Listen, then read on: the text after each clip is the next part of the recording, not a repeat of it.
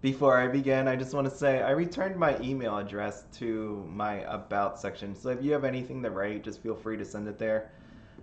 And I will say I did get some emails. One was, well, actually, two were decently long. So I just want you to know that I just haven't had time to write back. Work is kind of amazing right now. So I started a new job, and when you work for a new company, that company gives you all this training. Well, I work in the same overall parent company, but a different division. And since I've worked at this overall company, they figure I don't need as much training and just gave me tons of work to do. So I am amazingly behind for some guy that just started. So what I will say is those emails that I got that were really long, I will respond to it. It's just going to take a little bit of time to get there. And that's why I just want to do a quick video here. So today is the day we say goodbye to Magia record for the players. And you may be wondering what I mean by that. So let me just tell you. Basically, we know that there are two groups of people that own these cards overall. Let's just say overall. You're going to have your players and you're going to have your collectors.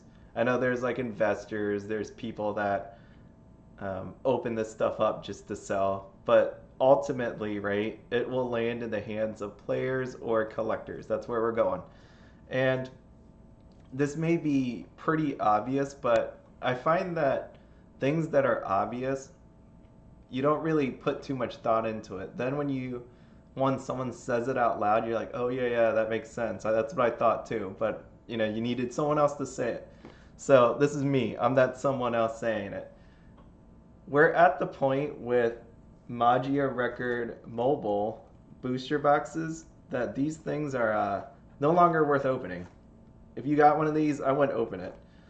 And the reason why I say that is, as you know, people that have been watching, I have been tracking double rare values for since May 3rd on this product, right? And over time, as we would expect, this thing starts dropping, and you can see it. Here's the actual average over time, and you can see it. It's not actually as bad as you think it is when it comes to Magia record. There was reasons for that, and for me, the main reason for it was not a widely purchased item, and because of that, it was not a widely open product. But the product that was open was actually bought because there were people looking to play it. There were some people looking to collect it. It may not have been as much as Data Live, Kaya, Bofree, but there were people that wanted this, right? So me especially, I wanted it. I know that Andy wanted it out there. I say that because those are the only two people that I know, myself and Andy, that would have played or wanted to play this. Even though this isn't a strong set, we still wanted to. We like Magia record. So there we are. And basically, you will see today is July 28th. I have a July 28th column. The only one I looked at was this one right here, Felicia. So as you expect, what has happened with Felicia is she is one of the playable cards. She's a super strong card in the set. She's an early play. She's pretty strong. And you can use her in the anime set. So basically, this card was going to be the card that you would wanted to buy if you were going to play this set, right? Like from the mobile set, anyways. I mean, there's other cards you could have bought as well to go with it, but you're definitely looking for this card. And what's happened over the past couple weeks, you can see there's one listing here, is people have been buying it out. I think as I was tracking it, there was 3 points where this thing sold out, and it sold out here as well. So it was sold out. I think it was here, here, here. Actually, it might have been 4 times. I feel like it was probably sold out here, but when you see the same numbers over and over again, that's me because instead of putting sold out or a 0, which would mess up my average, I just put the last price that it was sold out as. So as of last week, it was sold out at 1905, and one soul has put it up here for sale. So if you actually want this thing, you might want to buy it, because every other site that I've looked at, I haven't looked at all of them, but if you take a look at other stores that have singles, this thing is really high in price or sold out. And for the most part, I think they're sold out. Okay, so what I can say from that is basically that we have players that have bought the cards that they needed. And you'll see the 7-Eleven date, it repeats a few times. So we know Homura is a good card too.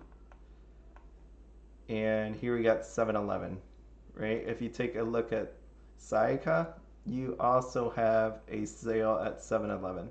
So this person was either buying it out for their binder or just getting the playable cards. To me, I think it was the playable cards, because if you take a look at Yachio here, 628, there's no 7-Eleven. I didn't check Saruno, but we'll see. Yep, no 7-Eleven date. So to me, I think what actually happened, and again, just a guess, was a player bought the cards they needed, or at least is trying to fill out the rest of their deck. Okay, so now that I've said players, that players again were the ones that wanted these cards, collectors too. And at this point, the players are done. There's no sales on the rest of these other cards. Let me just take a look. Actually, proven wrong. I didn't look at Mami, but some of these other. Let me just look. Yeah, there we go. See, so there's not really any sales of these cards happening. At this point, I think we're pretty much bottomed out. Remember, again, at the beginning of this double rare sheet, I did it because I was told that double rares would be sold out so quick and they would go up in price that players that actually wanted these things couldn't get them. And I've proven now, week after week after week, that you had an opportunity to buy this. Remember, this thing came out May 26th, and we know cards are lowest after 4, 5, 6 weeks after it first comes out. So even though it came out, and this is in May, look at the prices on these things. Again, I know that $13 for one card and you may need 3 or 4 of them is a lot. But when you take a look at cards overall, the cards that you need, I get it.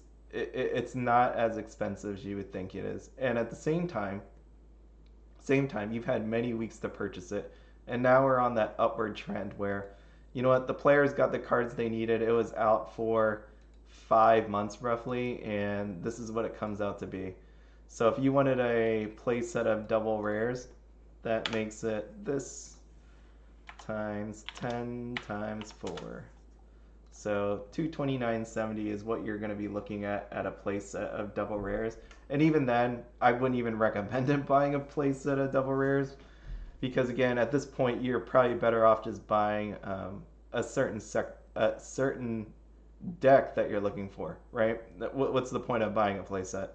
I mean, if you wanted the other cards for a collection, yeah, feel free to pick some up, but these are the ones you're going to be looking at. I mean, it's cheap enough. You can buy a bunch of these Irohas for 59 cents. Okay, so that basically leaves collectors, right? You know, like we're sitting here and saying that players really wouldn't buy this. Oh, the other part of that is, why wouldn't a player buy this to open this booster box and to open is because we had this. This right here, this number, this $40.62, what that actually is that is this double rare average times 5, because you get 5 in a box, right? You get 5 of these in a box. Here is one of your best case scenarios. You get an SR and a triple rare. What that comes out to be is $40.62. That's what you're going to be looking at expected value wise if you open that. I didn't put SP in there because obviously if you hit a SP, for the most part, that normally should pay for your box. Okay, so, but if you get the next best thing, which would be your SR and triple rare box, it's $40.62. And how much does a booster box cost, you may ask? Your answer is $65. Right? So we have $65. So again, if you're a player, unless this is like years from now, you're not going to be opening these because it's not worth it to you. You might as well just buy these things because, again, even if you were to open this, and I say that it's on average 570, 574, you're not going to be able to sell these things, right? Like as I proved over here with these cards, some of these cards don't sell. Like even though you can put it up for 59 cents, like good luck actually trying to sell it. And you have other people trying to sell it too. 20 listings, $6, last sold 1 month ago. Right? So an average is great and all, but at the same time, you have to think about the probability that you can actually sell this thing. I mean, if you drop it down to like four something, you'll probably be able to sell it maybe if someone is actually looking. But that's my point. Like, it's really not worth opening. The only people that are going to be looking to open this is, again, people later on as the years go by, they just want to open Magia record, have it for themselves, or collectors that are looking for SPs. So, and what does the SP market look like? It's actually pretty decent. SPs. Okay, so there is this one from the trial deck, so you kind of have to ignore this one right here. And we have this one sold out, sold out, sold out, sold out. And the three that are left are this one $200, 75 and 70. And even then, this one has 2 and 3. I didn't click on this, but when was the last time it sold? Okay, yeah. So, you know, if you end up with this one, TCG player wise, anyways, you can see the last one sold 2 months ago. 2 months ago at $85. So, and this thing is 75 right now. So, maybe you could see like my point here that there is, even though you pull an SP, it might not be the greatest thing in the world because you can see right here, this one sold May 19th at $95, $96, and that was 2 months ago. Right now it's $79, and nobody wants it, which is amazing, again, just because these are actual sign cards. It almost makes you think about the whole serial numbers and sign cards, what effects they have on each other. But as you can see here, so really this box, when you think about it again, is players aren't going to be opening it. It's not worth it. You might as well buy the singles. Collectors may open it, but realistically, how collectible was this set to begin with? Again, I love the anime. I would like to have all the SPs. I don't, but I would like to have it. But to me, again, at this point, what's the real point? We know that there are people that have boxes and boxes of this stuff.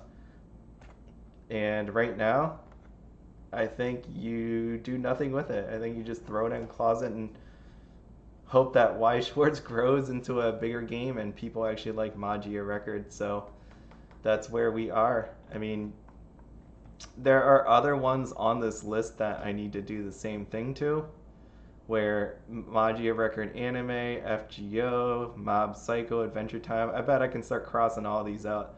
So I don't know how much more I'm going to be tracking of this. I think I proved my point of, you know what, there are some sets that are underprinted, but I think for me, I'm going to land at the thought that sets are printed enough, right? And unless some stores or some people step up and store these things, then there's no real reason for anybody to complain. I mean, at the time, as of right now, the markets, the players, the collectors, we've had our fill of Magia record. And this is one of those sets that prove the fact that, you know what, there really is no reason for certain sets to be reprinted. And this would be one of them.